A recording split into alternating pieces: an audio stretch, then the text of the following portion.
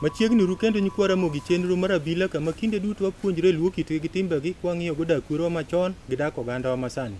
Ka wadhi nyime gi twak mar thuond luo, to kawuono juogo ketowa i dala nyakwar Tawo.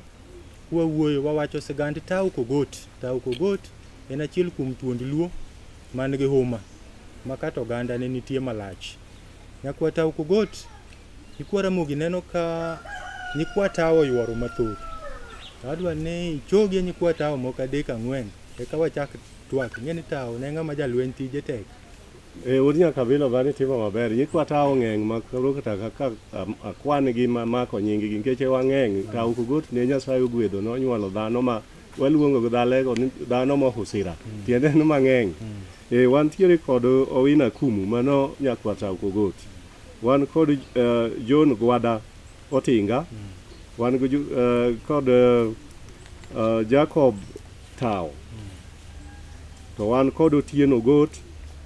To kod mine ma wantiere kod kae mamege wa bende ma pod medo nyuolo Tawo Kogot. Wantiere kod Pamela Onyango. Mago mine ma ineno ka gibedo chien kanyo. En kod team ne mo bende ne oyuoro go.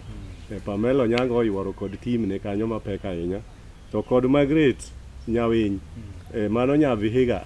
En to bende ok ochopo kaeri to ochiegni donjo. Erokamano nyakwa Tawo. Nyikwa Ramogi Ajwang' wadhi nyime. Wanyaka bilo mos. Nitiere ng'at mano olamonwa kar kaeri ma bende ohero joka Tawo Kogot kabisa. To en Japolo. Japolo wan kodo kaeri ma Jakarapol. Iluongo ni Julius Asia. Mano en bishop molamonwa kaka pok wachako wuoyo nikech Tawo Kogot Nyasaye nogwedho. Ema nomiye teko mane nomako go piny oganda mag Nyasaye odakie. Kuom mano king'iyo man tineno kar Tawo Kogot okorochre nikech notiyo maber ni Nyasaye kodwaro nogol oganda ma ugonego mondo ter kama gidakie maber. Erokamano nyakwa Tawo Kogot. Nyikwa Ramogi Ajwang' wadhi nyime kod twak. Jaduong' ine ma adwa na donj kuom. Nitie nyithindwa masani molony, nyithindo ma jomur. Kech mur to ayudo nomako piny mangima, entie nyaka South Nyanza, piny area mar Akoko kocha. To sigand Tawo kata kama oninde lo Tawo nogore. Bochwalo jogembu gik tong'o keto nyawara. Nika tema nyikwaya nobedie. Adwa ni nyisi nyikwa Tawo gi jalego. Nobet nadi ka kendo jogemu duoko bugo to ng'iya ka. Erokamano. Tong' nene bank wasekedo, nwakedo ka jachal pok obiro, ombogo miluongo ni Musongo.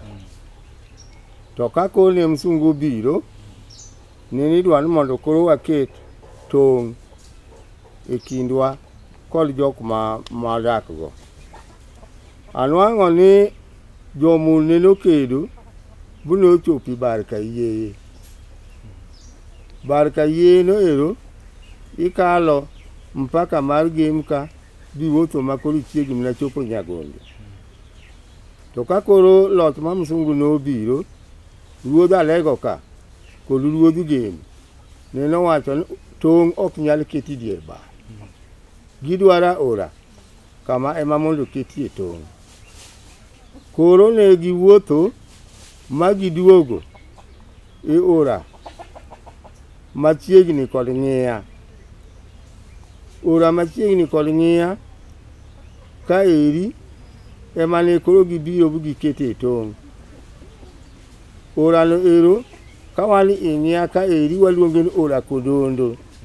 Odondo no isekiela pindi ma Kodondo ni enie jaluo manokwongo kalo nam mar Mediterranean kadhi omo Bible mondo bi opuonjgo ji wach Nyasaye. Koro mano bende nomiyo koseger kanisa mokwongo Maseno, kaeto wanwang'o ni jomoko nene bende kochande mane yor Mumias madwa donjo koni. To kanisa mar ariyo odhi oger Butere. To kanisa mar adek nokel Ng'iya miluongo ni St. John's Cathedral. Koro wan ka eri kaka janyuola mar Tawo ma wan jomur ma Ng'iya ni kod ora Kodondo kiewo ka mane noduok tong' bobiro betie. Mani ne nodiyowa ka koro wanwa ka wadire. Ka ae to jolongwa ochako paro ni gima ber wadwar kendo lek manyien. Kachuo mama ne nong'ado nam Lolwe budhi idho Mlambo. Wan kod Pehila Koko ma wan ka eri wan kaka jogot. Kidhi mwalo kocha Matera Hill tibiro ng'iya hill ta Koko bende hill. Wahero gode wan hillmen. Mano e kaka wadak kae. Erokamano. Erokamano jaduong'. Kwata wapoka biro kuomi. Jaduong' aneno ka juogi ili matiende gomna ni ma kech wach lo chendo matin. Wach lo chendo to jomur nitie nyikwa Tawo mur mangima. Kech ng'en Tawo ng'ama duong'. Ohingo kata lego en piny mangima. To giwinjo ga ni kwarwa nogore bo chopo mna Nyawara. To koro wan tilo tin wadire adiya. Ano kichal midwa chwalo. No bet nade. Adwa siro kama jaduong' Tawo nowacho. Kane wazungu biro, kaka owacho ni Tawo ne gigore ka wazungu podi. Kane wazungu biro, gibiro gi sirikal. Koro ni idwa timo gimoro miluongo ni ng'ado guok. Kwe mondo obedie. Ikindi jo alego kata jomur gi jogem mana kaka wacho no ok ne gigore nikech gimonre. Ne gigore mondo ginwang' kar dak. Koro mzungu kane obiro noluongo dera kang'o to kod ng'ong'a onodima. Luongo Tawo gi jodongo moko mondo nyise to Tawo nigi jalego mamoko manokalo mna ko a bading Malanga mwelo kuchacha. Ne girem kanye. Tawo notho nyaka Aora Mala. Koro mzungu kanong'iyo to ng'ong'a no onge mkono. Wana aodogot. Kwadwa winjuru timo winjruok. Wadog chien. Manene gibiro nyaka got Nguge. Manene gichung'e giwacho ni koro kae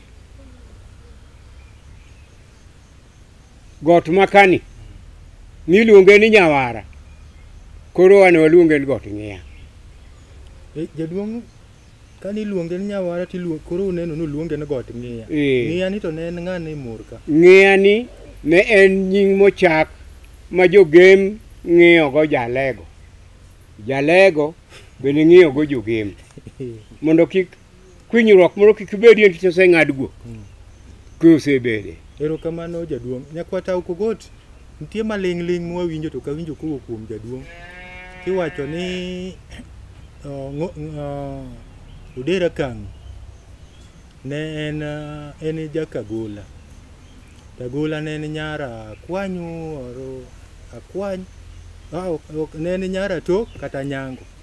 Koro ne en nyara nyango. Koro ng'ong'a nere nitie wat moro mane nitie kinde gagola. Emomiyo ne giwinjre bochwal tong'. To wachno ne komoro jomura. Kia ni gimiwacho ga no dibed adier uler ni Kwaramogi. Kodnya kabilo mane en adier. Kaka iwacho ni nitie wat kind jo alego kakal to kod jogem ma kagola, jogem ma kakwany. Akwany en nyara to. Ato e chiragak maduong'. Akwany kano odhi katedo. To bende nene kaka min mare okela nyango suweho nraga. To bende ochako kawo nyara nyango miluongo na gola. Otero ne chwore miluongo na Daya ma jako juodhi. Ema nonyuolo kod jok mesani iluongo joka gola to kod joka kwany bende nitiere kanyo. Mano ema Odera Kang' owuokie. Koro Odera nene konyo ga mana ng'ong'a kodima kaka ng'at maner mare mondo oyud onwang' kaka ofinyo kod oganda mar jomur kane osefinyo jogem. Koro nene ng'ong'a kodima resoga jok manokendo nyargi ni mondo kik jomur degi ahinya oketgi gidak kod mwache ma jotok Odera modak itok Odera kachaka. Mamano en adiera ni wat ne nitiere ema nomiyo boda ne nogol kama ne nitie barka yie mochako kel mana kama kore use dhok chiro Ng'iyano. To kamede gimoro matin wuod Nyakabilo.